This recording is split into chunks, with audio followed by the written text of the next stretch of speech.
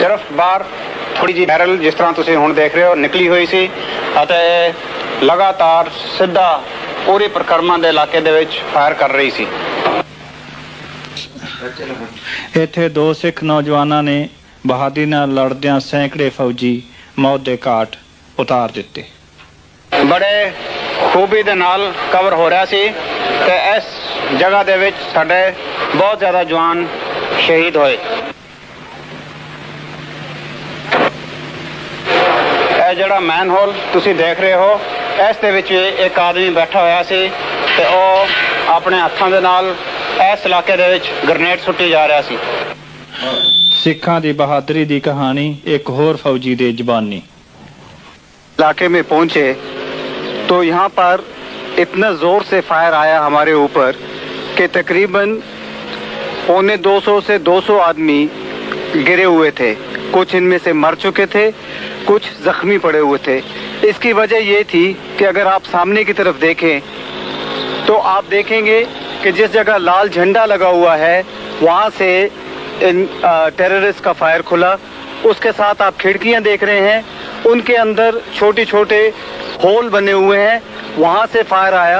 खिड़कियों के नीचे अगर आप देखें तो आपको सैंड बैग दिखाई देंगे, वहाँ से उनका फायर आया। इसी के साथ साथ अगर आप अपनी नज़र पिछली तरफ ले जाएं, ਫੌਜੀ ਘਾਬਰਿਆ ਹੋਇਆ ਹੈ। ਪੌਣੇ 200 ਚੋਂ 200 ਮੰਨਦਾ ਹੈ, ਪਰ ਇਸ ਦੀ ਪਲਟਨ ਦਾ ਸਿੰਘਾਂ ਨੇ ਉਂਝ ਹੀ ਸਫਾਇਆ ਕਰ ਦਿੱਤਾ। कर बने हुए दिखाई देंगे। इन बंकरों से पीछे की तरफ से फायर हमारे ऊपर खुला। अगर आप और भी दाहिने तरफ देखें अपने तो देखेंगे कि सरोवर के परली पार लंगर की बिल्डिंग के ऊपर और उसके दोनों तरफ जो मिनरेट हैं उनके ऊपर से और उसके ऊपर भी जो दीवार है और वाटर टैंक के ऊपर से बहुत ही भारी फायर हमारे ट्रूप्स के ऊपर खुला। इन सब की वजह से यहाँ पर हमारे ट्रूप्स की बहुत ही ज़्यादा कैजुअल्टीज हुई। इन कैजुअल्टीज के बावजूद भी हमारे ट्रूप्स आगे बढ़ते गए। उन्होंने जो कुछ हथियार इस्तेमाल कर सकते थे किए और वो अकाल तख्त की तरफ आगे बढ़े। अगर आप अकाल तख्त की तरफ नीचे की तरफ देखें तो आपको दिखाई देगा कि उसके अंदर उसके संगमरमर के पत्थर को काट करके उसके अंदर बंकर बनाए गए हैं और उसके अंदर पिल बॉक्सेस बनाए गए हैं और जिसके अंदर से कि ऑटोमेटिक फायर आया, LMGs का फायर आया। इस इलाके में कम से कम 20 से ऊपर LMG लगी हुई थी जिनका ऑटोमेटिक फायर हमारे ट्रूप्स के ऊपर आया। इसके अलावा जो मैंने आपको पहली जगह दिखाई है, इन सब चीज़ों का फायर शामिल करते हुए ये तकरीबन एक किलिंग ग्राउंड सा बन गया था जिसके अंदर हमारे ऊपर बहुत नुकसान हम के लोग हैं, बल्कि मेरे नीचे सिख ट्रूप्स और बाकी हिंदू, मुस्लिम्स और क्रिश्चियंस के साथ एक मिली जुली पैटर्न के हिस्सा।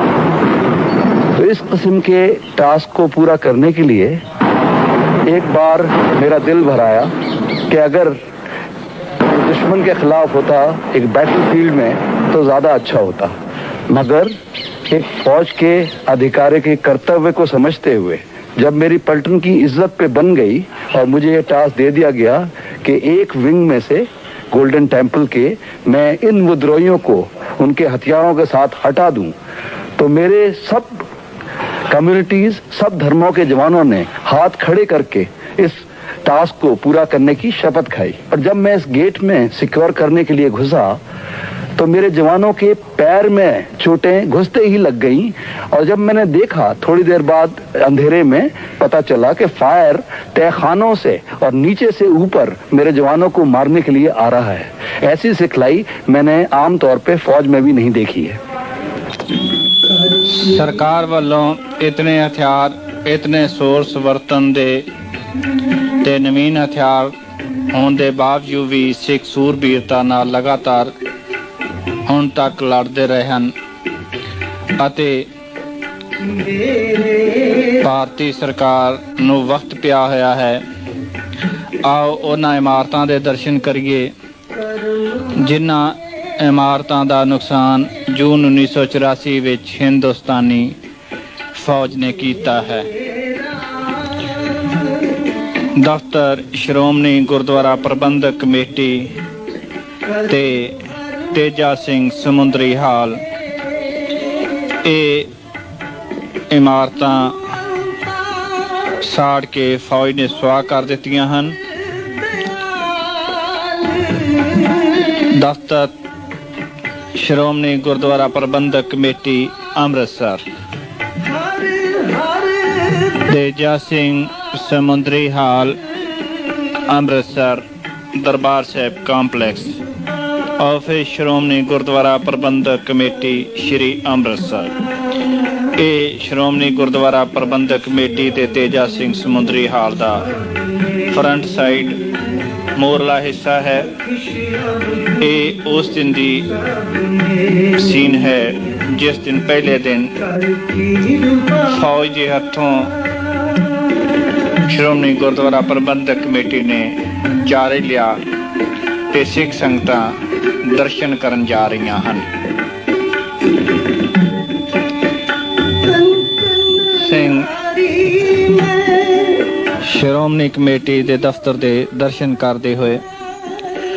ਇਹ ਕਮਰਾ ਸਕੱਤਰ ਸ਼੍ਰੋਮਣੀ ਗੁਰਦੁਆਰਾ ਪ੍ਰਬੰਧਕ ਕਮੇਟੀ ਸਰਦਾਰ ਭਾਨ ਸਿੰਘ ਦਾ ਹੈ। ਇਸ ਕਮਰੇ ਦੇ ਵਿੱਚ ਜਿਸ ਵੇਲੇ ਹਮਲਾ ਹੋਇਆ ਕੋਈ ਵੀ ਨਹੀਂ ਸੀ।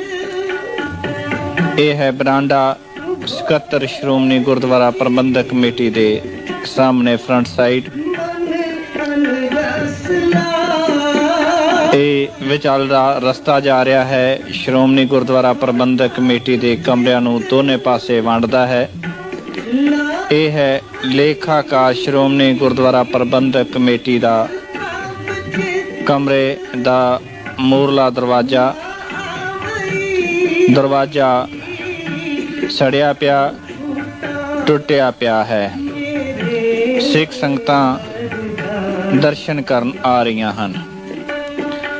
ਉੱਪਰਲਾ ਛੱਤ ਹੈ ਸਾਰੀ ਸੜ ਕੇ ਸੁਆਹ ਹੋ ਚੁੱਕੀ ਹੈ, ਧੁਖੀ ਪਈ ਹੈ, ਧੂੰਏਂ ਨਾਲ ਕਾਲੀ ਹੈ। ਥਾਂ ਥਾਂ ਤੇ ਗੋਲੀਆਂ ਦੇ ਨਿਸ਼ਾਨ ਹਨ। ਸੀਮੈਂਟ ਸੜ ਕੇ ਉੱਪਰ ਉੱਠਿਆ ਹੈ। ਦਰਵਾਜ਼ਾ ਸਕੱਤਰ ਸ਼੍ਰੋਮਣੀ ਗੁਰਦੁਆਰਾ ਪ੍ਰਬੰਧਕ ਕਮੇਟੀ ਦਾ ਸੜ ਕੇ ਟੁੱਟ ਕੇ ਗਿਰ ਚੁੱਕਾ ਹੈ।